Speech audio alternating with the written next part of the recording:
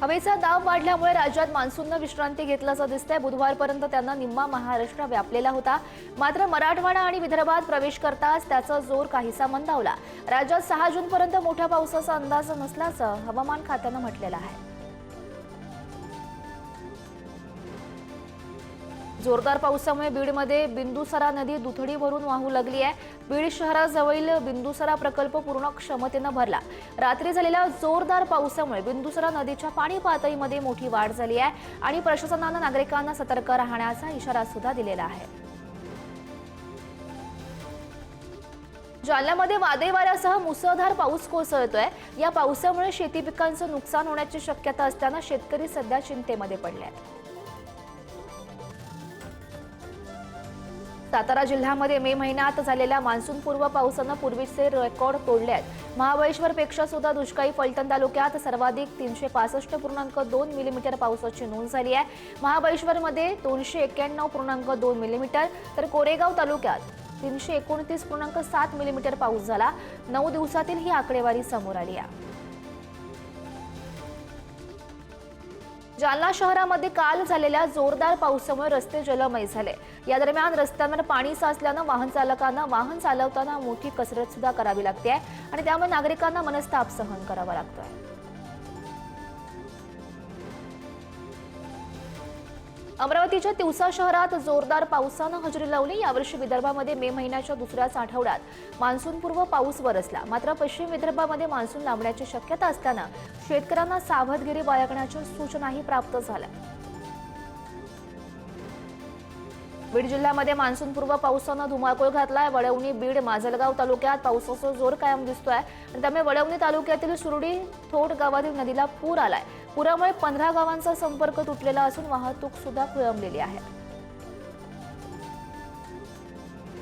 बीडच्या आष्टी तालुक्यामध्ये गेल्या 2 दिवसात अवकाळी पावसाची हजेरी बघायला मिळते आणि त्यामुळे कांदा आणि टोमॅटोसह केळी बागेचं सुद्धा मोठं नुकसान झालं। तसंच केळीच्या बागेमध्ये पाणी साचल्यानं झाडाची मुळं सुद्धा सडू लागली आहेत। लवकरात लवकर पंचनामे करून मदत देण्याची मागणी शेतकरी करतायत। लातूर जिल्ह्यातील निलंगा तालुक्यातील काही गावात मुसळधार पाऊस बरसला। या पावसामुळे ओढे नाले प्रवाहित झालेत। ओढ्याचं पाणी रस्त्यावरून वाहिल्यानं 3 मार्गावरची वाहतूक तासभर ठप्प झाली। नंदुरबारच्या तोरणमाळ परिसराला वादळी वाऱ्याचा फटका बसला। तोरणमाळ घाटात मोठमोठी झाडं उन्मळून पडल्यानं घाटमार्ग बंद झालाय, तर पावसामुळे घाटमार्ग चिखलमय झालाय। कोट बांधणी ते कालापाणी या परिसरात सर्वाधिक घरांचं आणि झाडांचं मोठं नुकसान झालं। वर्ध्याच्या सेलू तालुक्यातील धोंडगाव शिवारात पावसामुळे केळी पिकाचं मोठ्या प्रमाणात नुकसान झालंय। वादळी पावसामुळे 4 ते 5 शेतकऱ्यांच्या शेतामध्ये असलेली केळीची जी पिकं होती ती जमीनदोस्त झाल्याचं बघायला मिळालं आणि त्यामुळे शासनानं नुकसान भरपाई द्यावी अशी मागणी शेतकरी करतायत। मुसळधार पावसामुळे जालन्याच्या घनसावंगी तालुक्यातील राणी उंचेगाव परिसरात कोबी पिकाचं नुकसान झालं। श्याम भाकड या शेतकऱ्यांना 2 एकरमध्ये कोबीची लागवड केलेली होती, मात्र नुकसान झाल्यामुळे शेतकरी चिंतेमध्ये सापडलाय। या नुकसानीचे पंचनामे करून मदत द्यावी अशी मागणी सुद्धा त्यांना केली आहे। मुसळधार पावसामुळे बारामती दौंड या ठिकाणी पावसानं हाहाकार माजवला। या पावसामुळे अनेक नागरिकांची घरं उद्ध्वस्त झाली आहेत आणि त्यामुळे ज्यांच्या घरात पाणी शिरलंय त्यांना 10,000 रुपये देण्यात येणार अशी माहिती मिळते आणि अशी घोषणा उपमुख्यमंत्री अजित पवार यांनी केली। पिंपरी चिंचवडमधील आकुर्डीमध्ये एका कारवर भलं मोठं झाड पडल्याची घटना घडली। सुदैवानं यामध्ये कोणतीही जीवितहानी झाली नाही, मात्र कारचं प्रचंड नुकसान झालं। अनेक भागात पावसानं थैमान घातल्यानं नागरिकांना नुकसानीला सामोरं जावं लागतंय। नांदेडमध्ये पैनगंगा नदीच्या प्रवाहात वानर अडकून पडलेले होते। अडकलेल्या या वानराला वाचवण्याचा प्रयत्न करण्यात आला, मात्र त्याला अपयश आलं। या वानराचा व्हिडिओ सध्या सोशल मीडियावर व्हायरल होतोय।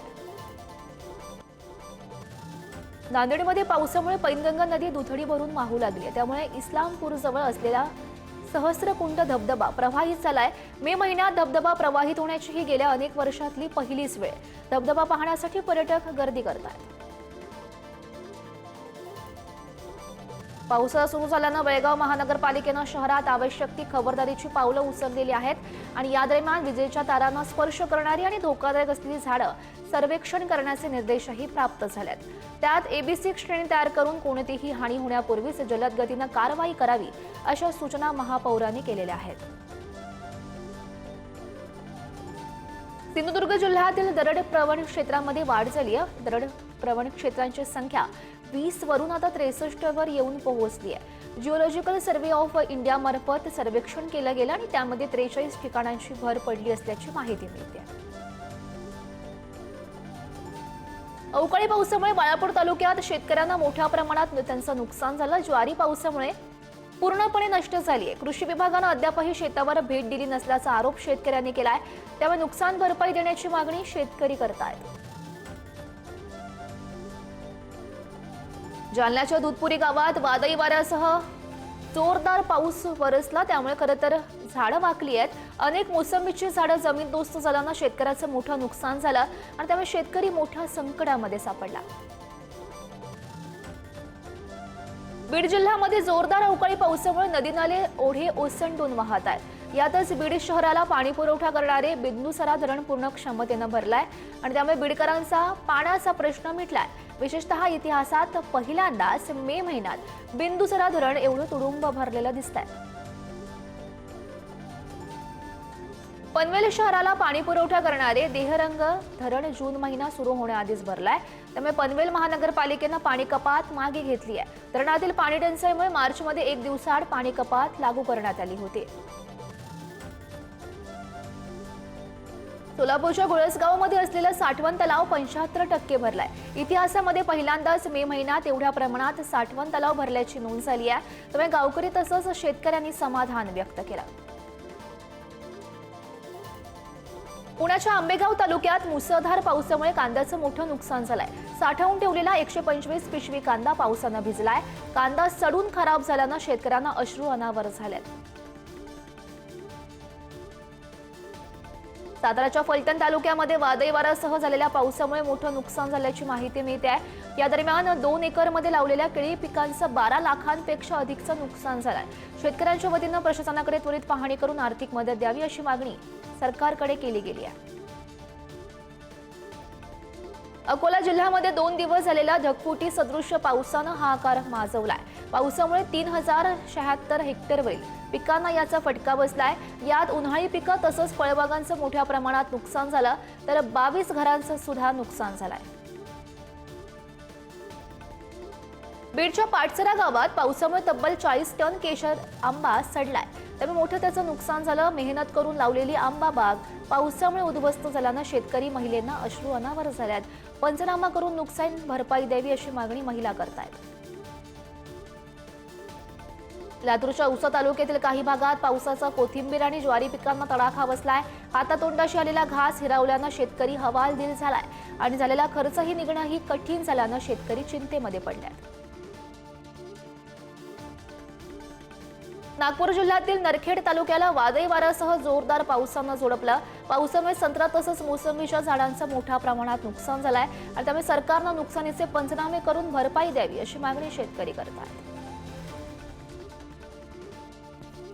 जालन्याच्या बाजारामध्ये जांभळं विक्रीसाठी दाखल झालेत. अजूनही म्हणावी तशी आवक नसल्यामुळे जांभळाचे दर वाढलेलेच बघायला मिळतात.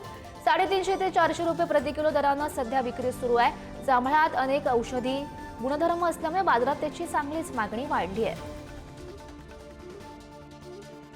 मावळ तालुक्यातल्या किन्हई गावात अवकाळी पावसामुळे बाजरीचं पीक जमीनदोस्त झालं.